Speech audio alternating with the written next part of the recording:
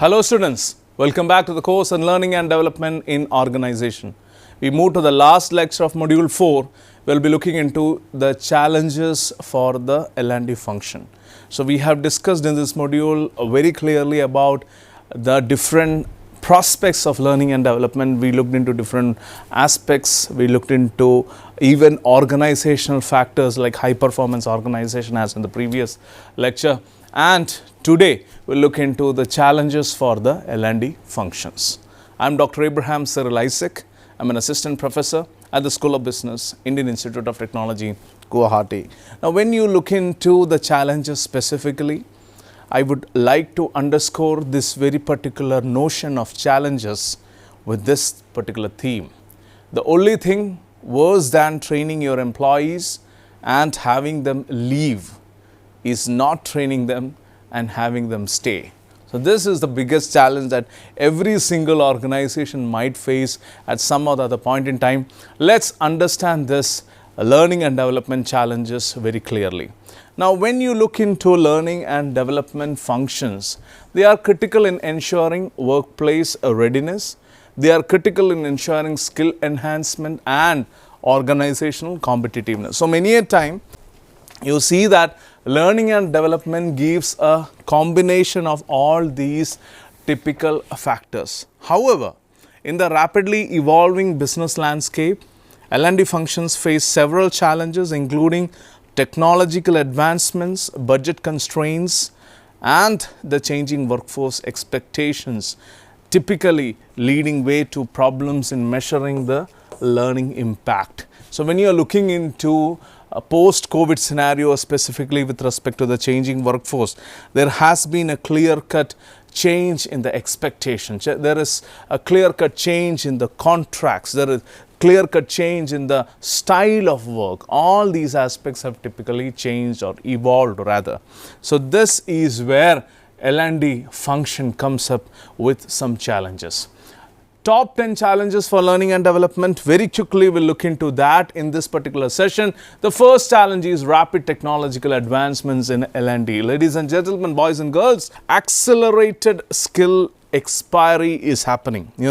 Technological innovations, if you ask me, be it AI, VR, or automation, they demand continuous employee upskilling as skills now expire faster. It's hardly 2 to 3 years game if you ask me. It requires constant upskilling. When you're looking into learning and development, it faces pressure to replace the outdated legacy systems. Something like the costly learning management systems or LMS, which are more rigid, with agile micro-learning platforms like bite-sized mobile-friendly modules to keep pace. We see this in terms of example, let's say companies adopting tools like Axonify see faster content updates and higher engagement. However, challenges include high implementation cost. They include a resistance to change, which we have touched upon in our previous module, and ensuring equitable access to new tools. So again, as I mentioned, most of my explanations are heavily backed and supported by empirical investigations and research.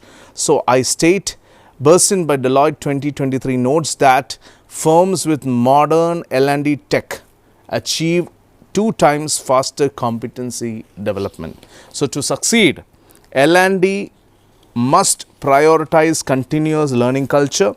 It should leverage technology, leverage AI for personalized pathways, and align tech investments with measurable skill gaps.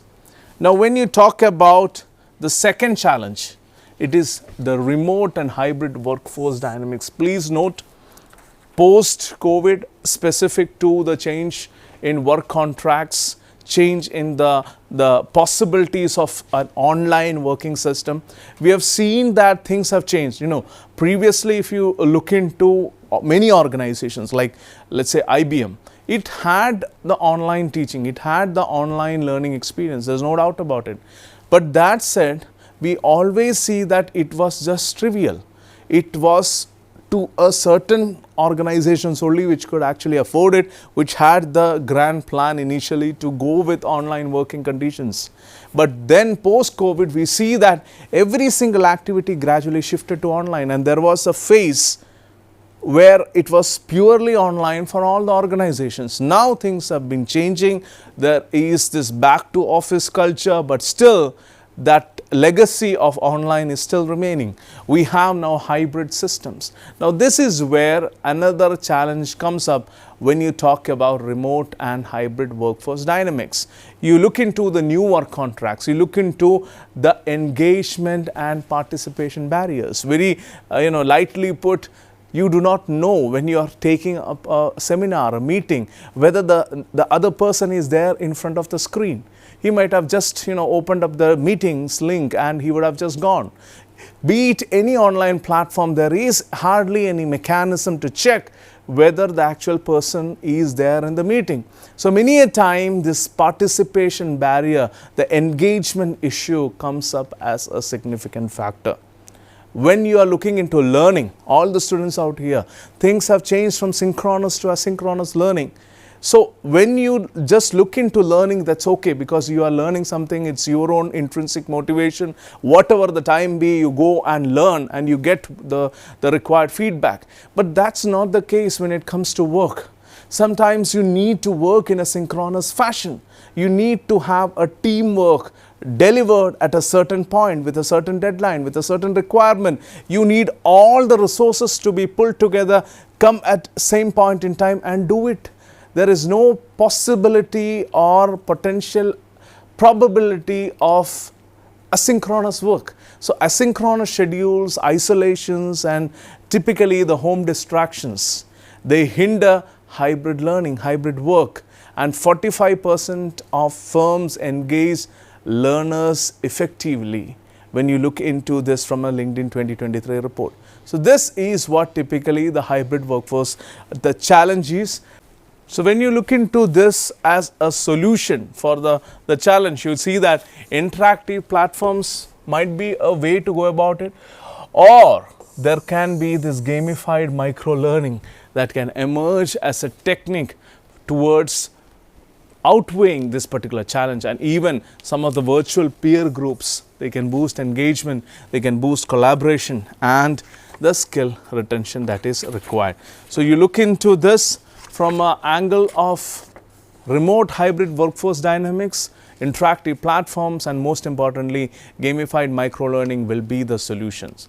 Now let's look into the third challenge, alignment with business goals. When you're looking into a persistent issue for L&D, is designing programs disconnected from organizational KPIs, leading to unclear ROI, return on investment, and typically the wasted resources.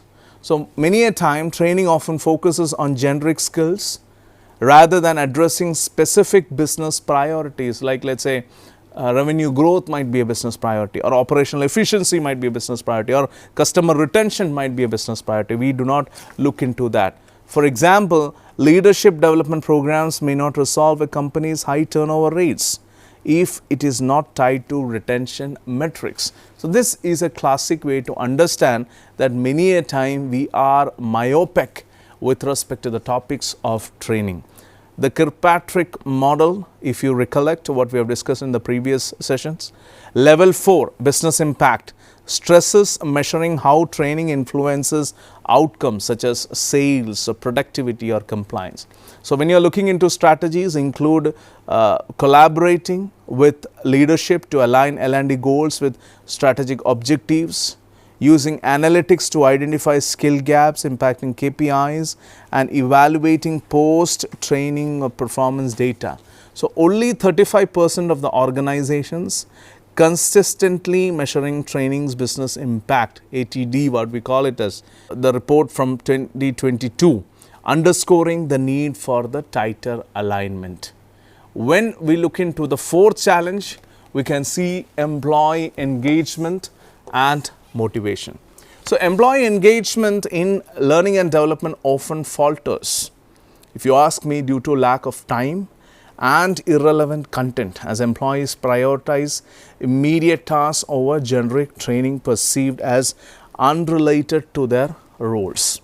So, to counter this, organizations are adopting gamification, be it badges, leaderboards, to create interactive, bite-sized learning experience that fit busy schedules, and even personalized pathways. So, personalization has become a great thing with respect to AI and the learning modules that tailor content to individual roles, skills, or career goals. For instance, AI-driven platforms like Degree. So, we have discussed about this in our AI in HRM course in NPTEL background. AI in HRM course in the NPTEL platform. So, this Degree curate customize the learning journeys, while micro-learning modules typically reduce time burdens. So, according to Towards Maturity Report 2022, these strategies drive 52% higher engagement and 40% faster skill application as relevance and interactivity boost motivation. So, I am quoting here the Towards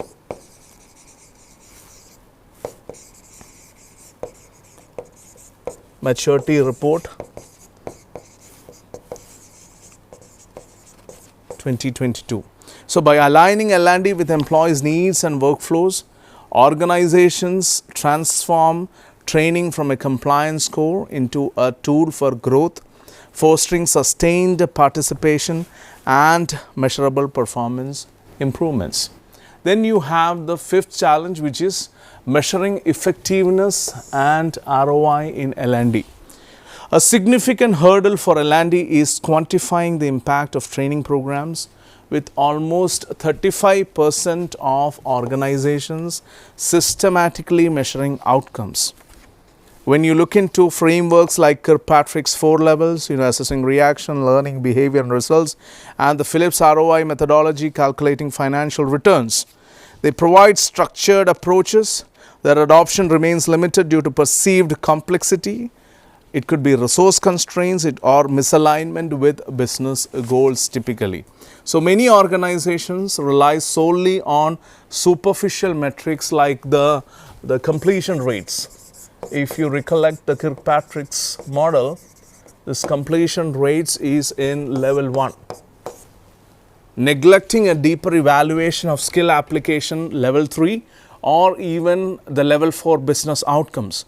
So, without robust measurement, L&D struggles to justify budgets, optimize programs, or prove alignment with the strategic objectives. So, bridge this particular gap. To that extent, learning and development teams must prioritize integrating evaluation into program design, leveraging tools like analytics, dashboards, and stakeholder feedback loops. The whole process is to optimize the ROI. You look into simplifying the ROI calculations by linking training to KPIs such as productivity gains or reduced turnover. It can demonstrate tangible value. Adopting these practices not only validates L&D's contribution but also fosters data-driven decisions to refine initiatives and secure executive buy-in. Now, let's look into the most critical of this challenge, budget constraints.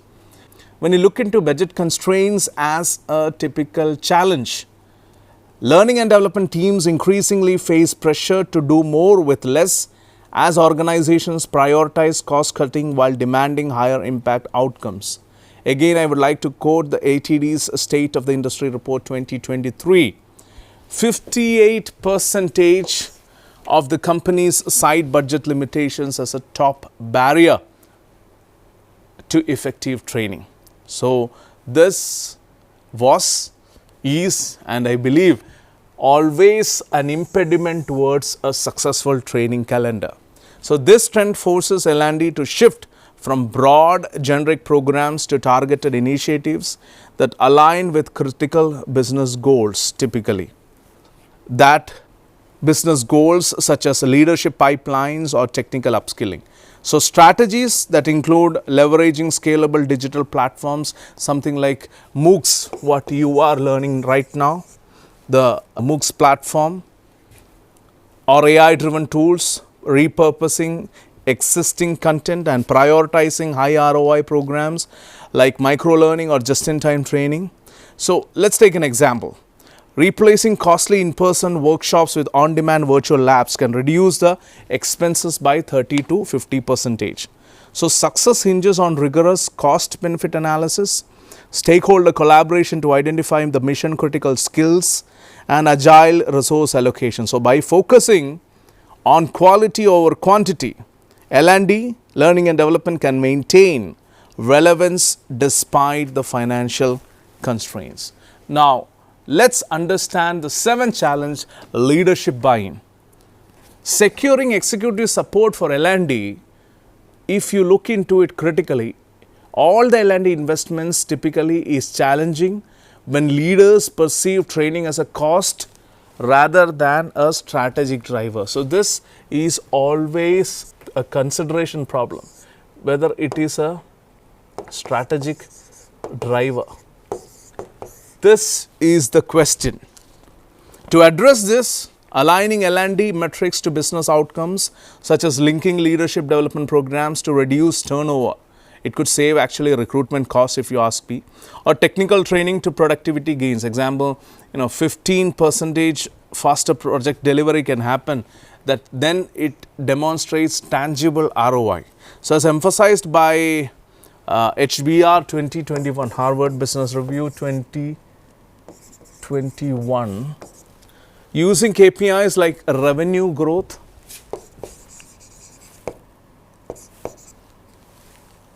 customer satisfaction, compliance rates, shifts the narrative from expense to investment. So, this is the narrative we want to build with respect to training. So, please note, training should be underscored as an investment and not as an expense. So, these strategies include co-creating goals with leadership to align programs with organizational priorities, mapping learning outcomes to financial metrics, and leveraging data dashboards to visualize performance correlations. By framing this L&D as a catalyst for strategic objectives, teams secure budget approvals and foster executive trust, transforming training into a measurable contributor to business success. Now, let us understand the upskilling and reskilling demands. Rapid technological advancements, particularly in AI and automation, have created urgent upskilling and reskilling demands, with 50% of employees requiring new competencies by 2025. And this is the report by WF 2020. So, L&D teams struggle to balance these particular needs with their daily workloads, often facing resistance from employees overwhelmed by constant learning. An example could be, let's say, tech firms like IBM and Google. They partner with platforms like Coursera to offer scalable AI/ML courses. This enables employees to master skills such as machine learning or data analytics without disrupting the productivity. So, if you ask me, these programs often include certification aligned with emerging roles, ensuring a great relevance. However, challenges persist, including identifying priority skills, personalizing learning paths, and measuring long-term impact.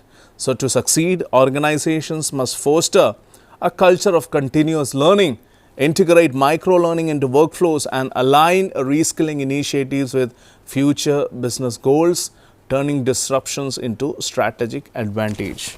Now, let us look into the DEI, diversity, equity, and inclusion in L&D as a challenge.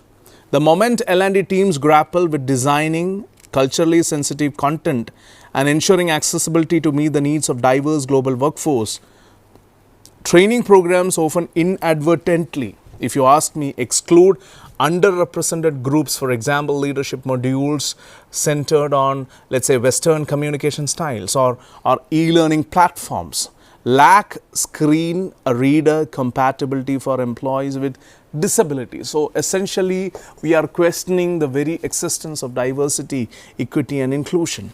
According to the McKinsey Diversity Wins 2023, inclusive organizations are 39% more likely to outperform peers.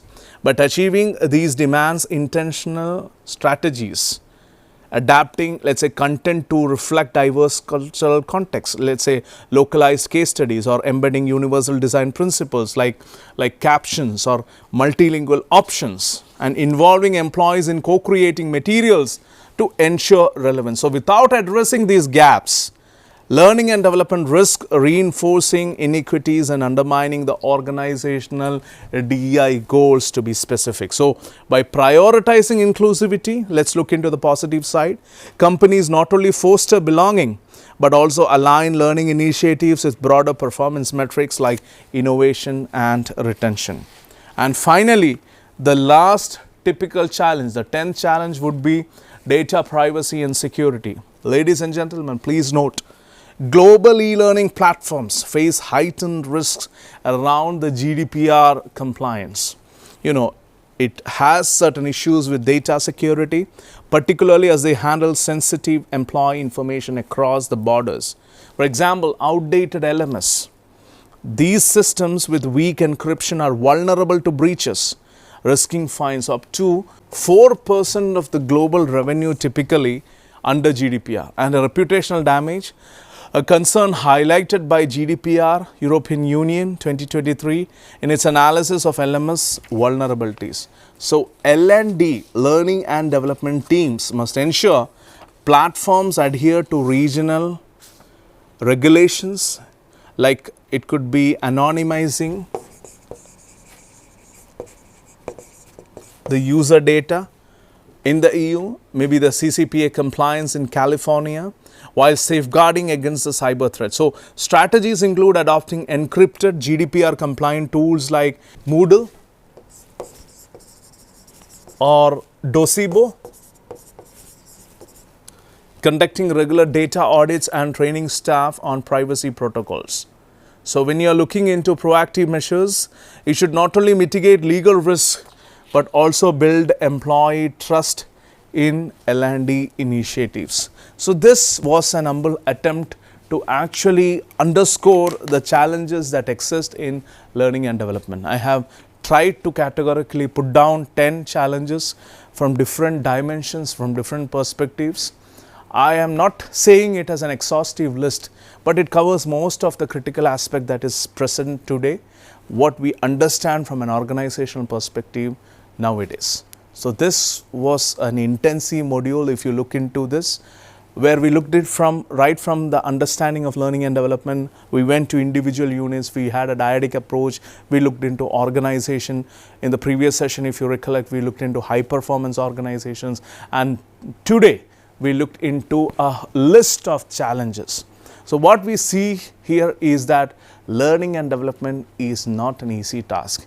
Why? It has a certain delay in emerging as one of the vital verticals of human resource management domain is that there are these challenges, and I've also tried to give you some solutions to it. So as technology evolves, as there are more and more developments and improvements in terms of the processes, I believe these challenges will be taken care in the coming future. We'll come up with more of learning and development strategies and initiatives in the next module. Till then, take care. Bye-bye.